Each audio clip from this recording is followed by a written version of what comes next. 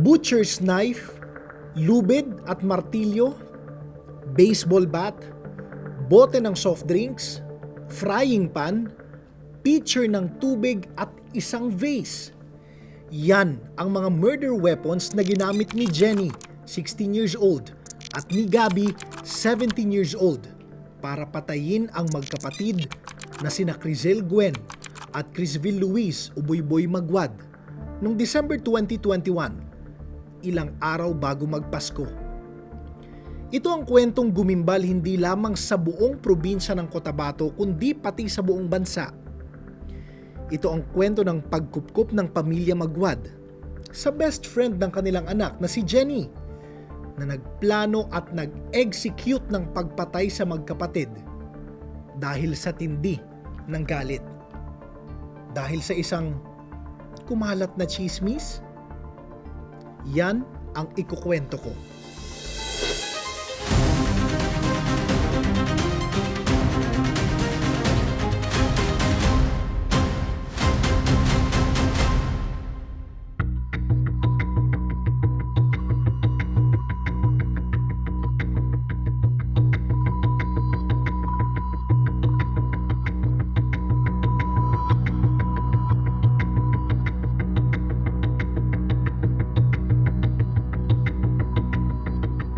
December 10, 2021, pasado alas 2 ng hapon, nasa eskwelahan si Teacher Cruz Magwad. Nakatanggap siya ng balita galing sa isang co-teacher. Pinasok raw ng masamang loob ang kanilang bahay sa Mlang, Cotabato. Nagmamadaling bumalik ng bahay si Cruz. Nag-aalala siya dahil ang nasa bahay that time, yung 3 teenagers. Yung 2 doon, yung anak niya na sina Gwen, 18 years old, at si Boyboy, 16 years old. At ang best friend ni Gwen, na papangalanan nating si Jenny, na 16 years old din. Pagdating niya sa harap ng bahay nila, kinutuban na agad si Cruz. Sa main door pa lang kasi, nakita na niya yung kumot ni Boyboy na may bakas ng dugo. Sarado ang pinto. Sinisigaw ni Cruz yung pangalan ng mga anak niya, Gwen, Boyboy. Walang sumasagot. Tinawag rin niya si Jenny. Wala ring sagot.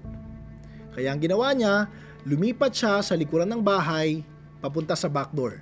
Doon, nakapasok si Cruz. Alam niyo yung sumalubong sa kanya? Isang imahe ng bangungot. Una niyang nakita yung anak na si Boyboy na nakadapa sa may sala, may busal sa bibig, duguan, at wala nang buhay. Katabi lang din ni Boyboy yung kanyang ate na si Gwen, na duguan rin at wala nang buhay. Pasintabi po. Sa autopsy result, lumabas na mahigit 30 na saksak at taga ang tinamo ni Gwen. May sugat sa liig. At ito pa, basag ang ulo. Si Boyboy, sa dibdib at sa likod at iba-ibang bahagi ng katawan ng saksak. Ayon sa report, kung 30 kay Gwen, 51 naman ang tinamong saksak ni Boyboy. Napaluhod si Cruz ng mga oras na yon, nang hina, namilipit sa sakit na naramdaman sa harap ng kalunos-lunos na sinapit ng 2 anak. Katabi ng mga katawan, yung basag na pitchel, basag na vase, frying pan, bote ng soft drinks, ito pa, baseball bat, at meron pang martilyo. Ang asawa ni Cruz na si Lovelia na isang school principal, walang kamalay-malay sa mga nangyari. Nasa General Santos City kasi si Lovelia, nag-a-attend ng isang seminar. Tinawagan ni Cruz si Lovelia, sabi niya, Han, wala na ang mga anak natin. Sabi ni Cruz. Doon rin sabay nakita ni Lovelia ang Facebook post ni Jenny. Doon sa FB post, humihingi ng tulong si Jenny. Sa mga oras na yon, parang binagsakan ng langit at lupa si Lovelia. Ginawa niya, dali-dali siyang umalis sa seminar at umuwi sa Cotabato. Sa bahay ng mga Magwad, hinanap ni Cruz si Jenny. At doon niya nalaman na naglock sa loob ng isang kwarto si Jenny. Lumabas lang ito nung dumating na yung mga pulis. Alam nyo ba, nakita ni Cruz na basa pa ang buhok nito. Sabi ni Jenny, kakatapos lang niyang maligo para mahimasmasan sa shock na kanyang pinagdaanan. Sabi niya sa mga pulis, pinasok sila ng 3 lalaki na nakatakip daw yung mga muka. Nakita raw niya na pinagtulungang saksakin ng mga lalaki si Boy. Dito raw umawat si Gwen, pero nahawakan siya ng isa sa mga lalaki. At doon niya nakitang pinagsasaksak ang magkapatid. Yun yung version niya. Nakatakbo raw siya sa kwarto para magtago at doon nakapag-post siya sa Facebook para makahingi ng tulong. Kumilos agad ang mga pulis sa investigasyon at napunta muna si Jenny sa kustudiya ng Vice Mayor ng Municipality ng Mlang habang hinaharap muna ng mag-asawa yung pagdadalamhati sa sinapit ng kanilang mga anak. Ang initial na tinitingnan ng mga pulis, pagnanakaw yung motibo sa pagpatay kay Gwen at Boy. Bakit? Base kasi yan sa supposedly witness account ni Jenny. Kaya lang, nagtaka yung mga pulis na maliban sa cellphone ni Gwen, walang ibang mamahaling gamit ang nawala sa bahay. Napansin din ng mga investigador na hindi usual na ugali ng isang tao na maligo habang may krimen na kakatapos lang sa labas ng kwarto. Weird, di ba? At nagtaka pa sila dito. Nung nasa custody pa nila si Jenny, alam nyo, tinatanong sila nito kung hindi ba siya makukulong kasi minor pa naman siya. Pero hindi pa naman siya suspect noon. Si Lovelia nagtaka at nagulat rin. Dahil nung araw ng krimen, nakatanggap siya ng message kay Jenny na humihingi ng tulong at sa message na yon, dito siya unang tinawag ni Jenny na Mama. And although kinupkop na mga magwad si Jenny na parang anak, hindi nila siya tunay na anak. So, sino nga ba si Jenny at paano siya napunta sa pamilya Magwad? Nung bata pa lang si Jenny, mga 4 years old, dinala siya ng kanyang ina sa isang orphanage sa Kidapawan City, Cotabato. Single mom ang kanyang ina at hindi na kayang buhayin si Jenny mga time na yon dahil sobrang hirap at ang dami rin ng mga anak. Nung 6 years old si Jenny, may isang pamilya yung umampon sa kanya. Pero madalas maglaya si Jenny dahil sinasaktan umano siya ng kanyang foster father. Nung 8 years old naman siya, lumaya siya. Napunta siya sa nakatatandang kapatid na nakatira sa Davao City that time. Pero matapos ang 1 linggo, binalik din si Jenny sa orphanage dahil nagtatrabaho ang kapatid. Walang mag-aalaga sa kanya. Mag-isa lang siya sa bahay. Nanatili si Jenny sa bahay ampunan sa Kidapawan City hanggang mga mag-15 years old na siya. At nung time na yun, kinuha siya ulit ng ina. Pero, umalis din agad para maghanap ng trabaho. Nakahanap si Jenny ng trabaho sa bahay ng kapatid ni Lovelia bilang babysitter. Si Lovelia yung ina ng 2 biktima. At doon na rin nagkakilala si Jenny at si Gwen. Dahil halos magkaedad ang dalawa at pareho ng mga hilig tulad ng paggawa ng dance video, TikTok, ganon, naging close si na Jenny at Gwen. Nakuha yung loob ng isa't isa. Gumaan rin ang loob ni Lovelia kay Jenny dahil nakita niya na masaya at magkasundong mabuti yung mag-best friend. Dumating sa point na kinumbinsi ni Jenny si Gwen na pilitin ang ina niya na patirahin si Jenny sa bahay ng mga magwad. Pero alam nyo, sa umpisa, hindi pabor si Lovelia. Dahil una, nag-aalala siya na baka magalit yung kapatid niya kung saan nanunuluyan si Jenny. Baka isipin na kinuha niya. Pero eventually naawa na rin si Lovelia at si Cruz. Ang kwento kasi ni Jenny sa kanila, uli lang lubos na siya. At ang kwento pa ni Jenny, nakaranas siya ng pagmamaltrato nung bata pa siya. Nakiusap si Jenny kay Gwen na kung maaari, doon na muna siya mamalagi sa kanila. Sabi niya, Willing siyang maging house helper kahit walang bayad. Basta ang importante, may matutuluyan lang. Kaya noong June 2021, nagdesisyon na ang pamilya Magwad na kupkupin na finally si Jenny. Itinuring nila si Jenny na talagang bahagi ng kanilang pamilya. Hindi helper, hindi kung ano paman, part of the family na talaga. Kung anong meron si Gwen, gusto ni Jenny, meron din siya.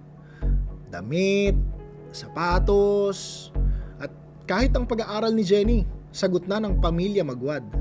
Gusto rin kasi ni Jenny na makatapos ng grade 10. Pero ilang linggo bago maganap ang krimen, nadiskubre ni Gwen na si Jenny pala ang kumuha ng nawawalang 10,000 piso ng ama na si Cruz. Alam niyo ang ginawa? Itinahi ni Jenny sa loob ng kanyang bag ang pera para hindi makita. Pero nakita pa rin ito ni Gwen. Agad namang kinausap ni Cruz at Gwen si Jenny. Pinagsabihan na, huwag mo nang uulitin to ha. At nangako rin ang mag-ama na walang makakaalam sa ginawa ni Jenny. Pero kumalat pa rin ang ginawa ni Jenny na pagnanakaw ng pera. At ito ang mitsa ng galit ni Jenny, kaya niya pinatay ang magkapatid na si Gwen at Boyboy. Sa extrajudicial confession ni Jenny, inamin niya na matindi ang galit niya sa pamilya Magwad. Kasi binalik naman daw niya yung pera at nag-promise naman daw siya na walang ibang makakaalam. Yun yung pangako sa kanya. Pero nakita ni Jenny ang chat group ni Gwen at doon, sabi niya, pinagpiestahan ang kwento ng kanyang pagnanakaw ng 10,000 pesos. Ang feeling daw ni Jenny that time, nabully siya dahil laman siya ng chismis. At nakarating daw ang balita ng kanyang ginawa sa kanyang boyfriend. At ito pa, nakipaghiwalay ito sa kanya. Kaya galit na galit si Jenny. 2 days before ng araw ng krimen, plinano ni Jenny ang pagpatay sa buong pamilya. At inamin niya na may kinausap siyang kaibigang lalaki para tulungan siya dun sa plano niya. Ang kaibigan niya, papangalanan po nating si Gabby, 17 years old, at dating kaklase ni Jenny. Sa extrajudicial confession ni Gabby, sinabi niyang nakumbinsi siya ni Jenny na patayin ang mga Magwad kasi sabi raw ni Jenny, makukuha nila ang pera ng pamilya pag napatay sila. Milyones daw ang pera ng Magwad at makukuha pa nila yung ATM para maka-withdraw ng pera. Yan daw ang tanging paraan ng pag-convince ni Jenny kay Gabby. At eventually, naniwala naman si Gabby. Gipit daw kasi siya. Sabi pa ni Gabby, nung una siyang minessage ni Jenny sa planong pagpatay, akala niya joke. Akala niya nagbibiro. Pero hindi pala. At nung tanungin niya si Jenny, bakit gusto nitong patayin ang pamilya, alam niyo ang sabi ni Jenny, sobra ang galit niya dahil nga pinagbintangan siyang magnanakaw. Later on na lang nalaman ni Gabby na pagkatapos ng krimen, totoo naman pala na ninakaw ni Jenny ang pera. So, dumating na yung araw na gagawin na nila ang plano. At mula sa magkahiwalay na sinumpaang salaysay ni na Jenny at Gabby, ito po ang nangyari. Pero bago ko po ituloy ang kwento, isang warning at paalala po sa inyo. Disturbing at napakasensitibo po nitong mga susunod kong ilalatag sa inyo. Gamitin po natin ang ating discretion sa pagpapatuloy ng pakikinig. Okay. Mga 10 a.m., December 10, 2021, pinuslit ni Jenny si Gabby sa loob ng bahay ng mga Magwad mula sa backdoor. Pinapasok niya. Pinakain ni Jenny at binusog ang mga aso para hindi tumahol sa pag-sneak in ni Gabby. Nung nakapasok na, dinala niya si Gabby sa kwarto niya. Pinatago daw muna niya sa ilalim ng kama. At sa mga oras na yon, nasa sala si Boyboy, habang nasa kabilang kwarto naman si Gwen. Pinutol din ni Jenny ang wifi sa bahay para hindi na tumambay sa sala si Gwen at sa kwarto na lang magstay. Parehong wala sa bahay sina Cruz at Lovelia that day. Ang sabi ni Gabby, ang unang plano ay magdala siya ng lubid para patayin si Gwen at si Boyboy sa pamamagitan ng pagsakal. Pero sabi ni Gabby kay Jenny, para masigurado, dapat pwedeng gumamit ng kutsilyo in case maging mahirap yung paggamit ng lubid. Si Jenny naman, nagluto pa ng noodle soup. Tapos hinaluan niya ng pampatulog. Binigay niya sa magkapatid. Maya-maya pa, napahiga at nakatulog na si Boyboy sa sala. 2:00 ng hapon, pumunta si Jenny sa kwarto ni Gwen. Plano niya na aliwin at i-distract si Jenny para hindi ito lumabas habang sinasagawa ni Gabby ang krimen. Si Gabby, that time, lumabas ng kwarto ni Jenny. Lumapit sa natutulog na si Boyboy at pinagsasaksak sa leeg. Nagising, nagsisigaw si Boyboy. Narinig ngayon ni Gwen ang kumusyon mula dun sa kwarto at napatakbo siya sa sala. Di na siya napigilan ni Jenny lumabas. Nang makita ni Gabby si Gwen, siya naman yung binalingan at pinagsasaksak nito. Duguan si Boyboy pero sinubukan pa rin niyang makatakas. Pero binalikan siya agad ni Gabby. At tuloy-tuloy lang sa pagsaksak. At habang sinasaksak ni Gabby si Boyboy, sinubukan pa ni Gwen tumakas kasama si Jenny. Para sana kahit papaano makahingi ng tulong sa labas. Walang kaalam-alam si Gwen, nakasabwat si Jenny ni Gabby. Matapos maabutan ni Gabby si Boyboy, hinatak niya ito pabalik sa sala. Doon sa sala, nakitang pinipigilan ni Jenny si Gwen na umalis. Dumiretso si Gabby kay Gwen at pinagsasaksak na naman. Hinatak ni Gabby ang duguan pero buhay pang si Gwen sa kitchen. Doon sa kitchen, sinabi ni Gabby kay Jenny na pukpukin si Gwen dahil buhay pa ito. Kaya kung ano lang yung mahawakan ni Jenny, yun yung inampas at pinupok niya kay Gwen. May pitcher ng tubig, nabasag. May nakita pa siyang 2 bote ng soft drinks, basag din, ganun kalakas. Tapos frying pan, may baseball bat, may vase, at yung sinasabi ko kaninang martilyo, lahat yun, pinukpok niya sa ulo ni Gwen. Pero buhay pa si Gwen. Sa sala, tuloy lang si Gabby dun sa pagsaksak at pagpalo ng martilyo kay Boyboy. At ginamit na rin ang lubid para sakalin si Boyboy. Talagang sinigurado nilang patay na. Sa panahong yon, sabi ni Gabby, naligo si Jenny dahil na rin siguro sa dami ng dugong tumalsik sa kanya. At habang sinasakal ni Gabby si Boyboy, biglang may kumatok. May tumawag sa labas. May delivery man sa front door.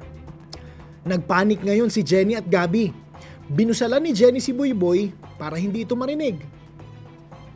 Isipin nyo, basa pa yung buhok niya that time ha. Binuksan ni Jenny ng konting siwang yung pintuan at sinabing wala yung mga taong tatanggap ng package. Kaya yung delivery rider umalis din agad. Pag alis ng delivery rider, tuloy lang sa pagsakal kay Boyboy. Si Gwen nahatak na sa sala by that time. At doon siya sinakal ni Jenny gamit naman ang lubid. Sabi ni Jenny, habang sinasakal niya ang best friend niya at base pa rin po ito sa extrajudicial confession, ito raw yung mga sinabi sa kanya. Panaginip lang ito. Panaginip lang ito. Magiging doktor pa ako. Hindi ko alam ang kasalanang nagawa ko sa iyo. Mahal na mahal kita. Sabi ni Jenny kay Gabby na hindi na raw niya kaya ang ginagawa nila. Ang sagot sa kanya ni Gabby, gasyong ka. Buutan man di ay ni sila. Palpak gyud sa imong plano uy. Ang ibig sabihin po niyan, sira ka pala eh. Mababait itong mga taong to. Palpak ang plano mo. Pero nang makita ni Gabby na humihinga pa si Gwen, gamit ang butcher's knife, tinaga niya pa ito sa leeg. Tinaga niya ng tinaga at halos maputol ang ulo ni Gwen sa dami ng taga. Ayon kay Gabby, ginamit rin ni Jenny ang butcher's knife para tagain si Gwen. Mag-aalas 2 ng hapon nang matapos ang karumaldumal at walang awang pagpaslang kay Gwen at Boyboy. Matapos ang krimen, punong-puno ng dugo ang mga damit ni Jenny at Gabby. Naligo muna si Gabby. Isipin nyo, nakaligo pa. Nagpalit ng damit gamit ang damit ni Cruz Magwad. Nilagay ni Gabby sa plastic yung maduming damit niya. At niyaya ni Gabby si Jenny na tumakas na, kasama siya. Pero sabi ni Jenny, hindi. Mahalatang kasama siya sa krimen pag tumakbo siya. So sige, sabi ni Gabby kay Jenny, ganito, mag-acting ka na lang. Ang planong cover story ay, ito po yung plano nila, may mga magnanakaw na pumasok sa bahay, pinatay ang magkapatid, habang si Jenny nakaligtas dahil nakatakbo sa kwarto, nailak yung pinto, at yun yung plano. Nagkasundo sila doon. Bago umalis si Gabby, binigay ni Jenny kay Gabby yung cellphone ni Gwen at yung pera na nakaipit sa cellphone.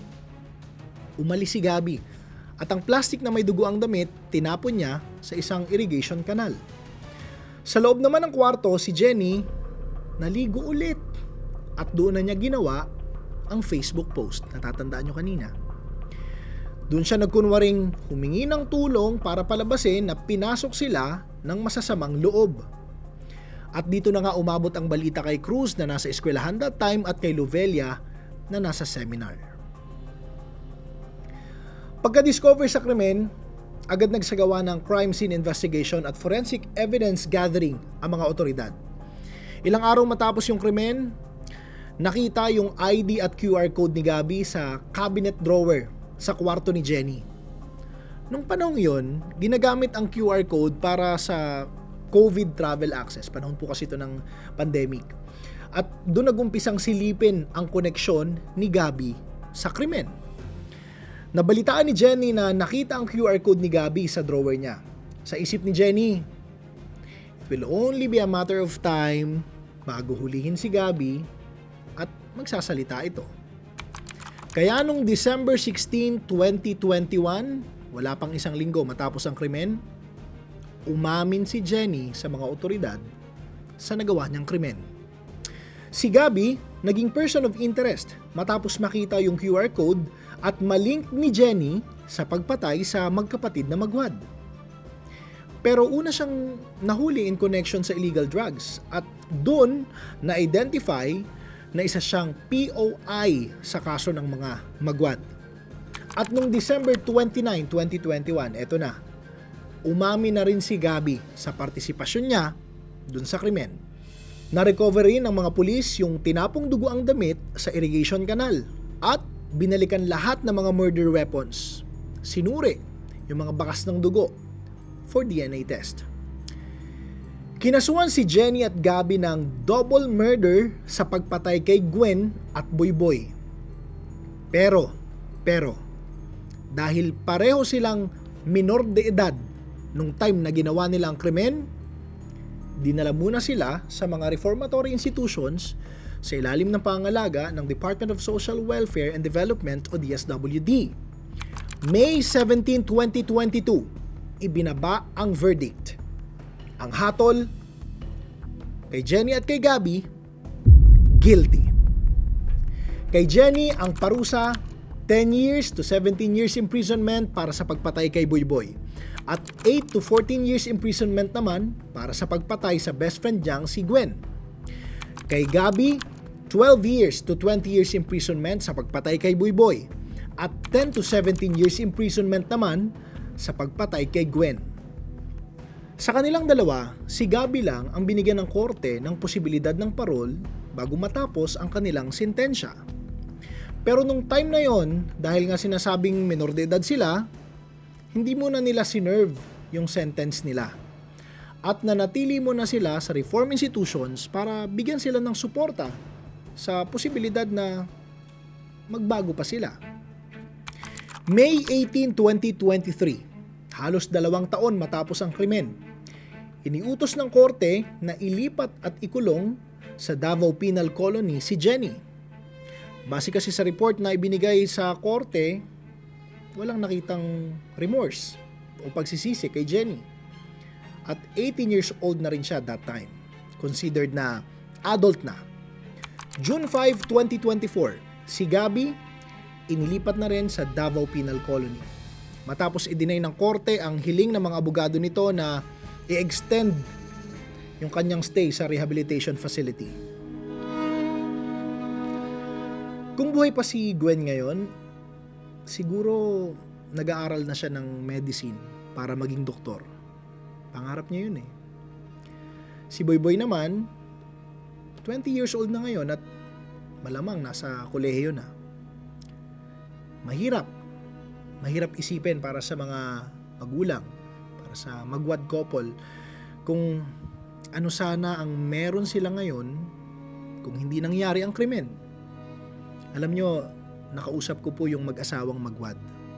Si Mr. Magwad, sabi niya, pinapasa Diyos na lang niya lahat. Pero si Mrs. Magwad, mabigat pa rin yung damdamin. Para kasi sa kanila, hindi pa nila nakakamit. Hindi pa kumpleto ang hustisya. Dapat raw, ilipat si Jenny sa Women's Correctional Facility at si Gabby sa New Bilibid Prison, kung saan mahigpit ang pagkakulong at may rehas na hinaharap.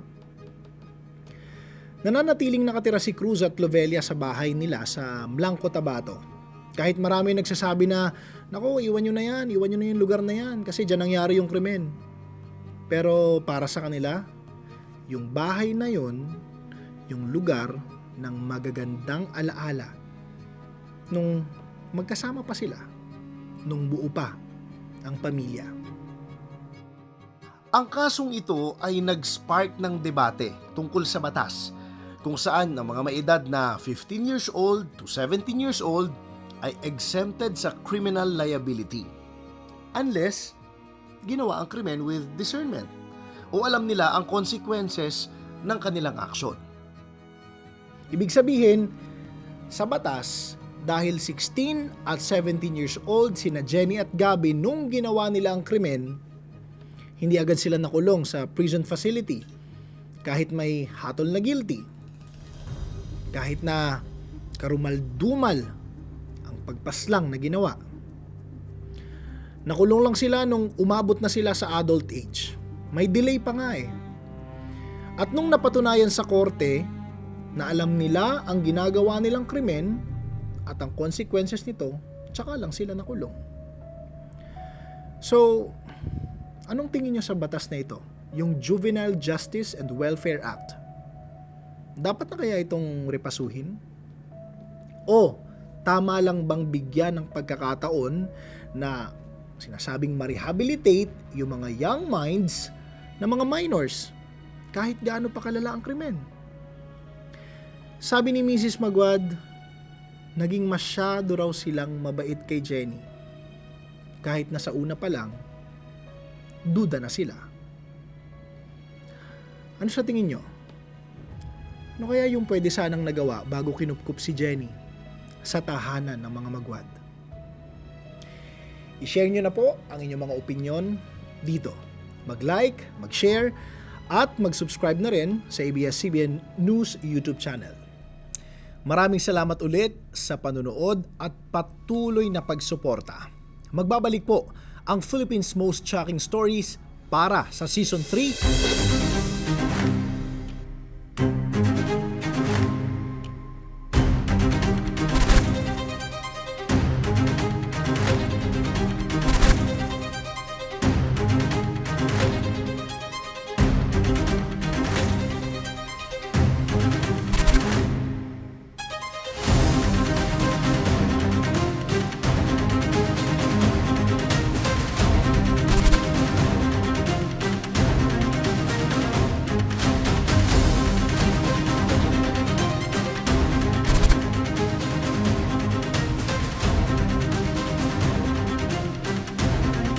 Ako si Jesse Cruza.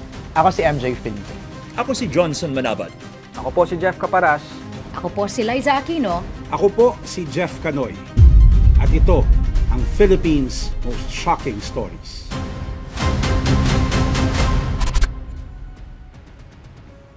At next week, panoorin naman ang Season 2 ng Possessed.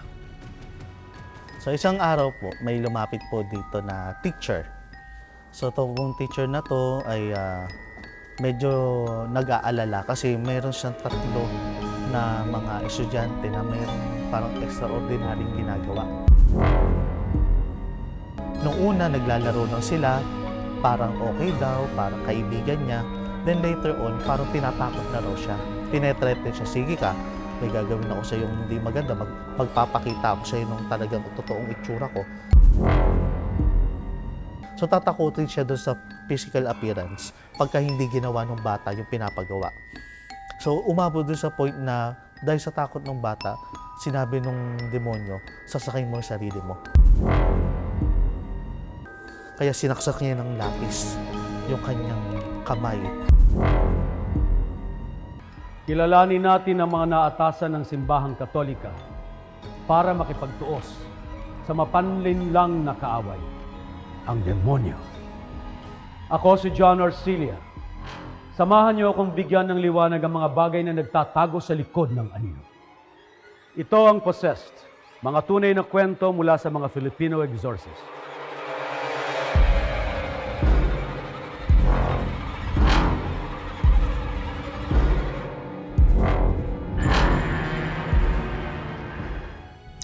Ako si Jesse Cruzat at ito ang Philippines' Most Shocking Stories.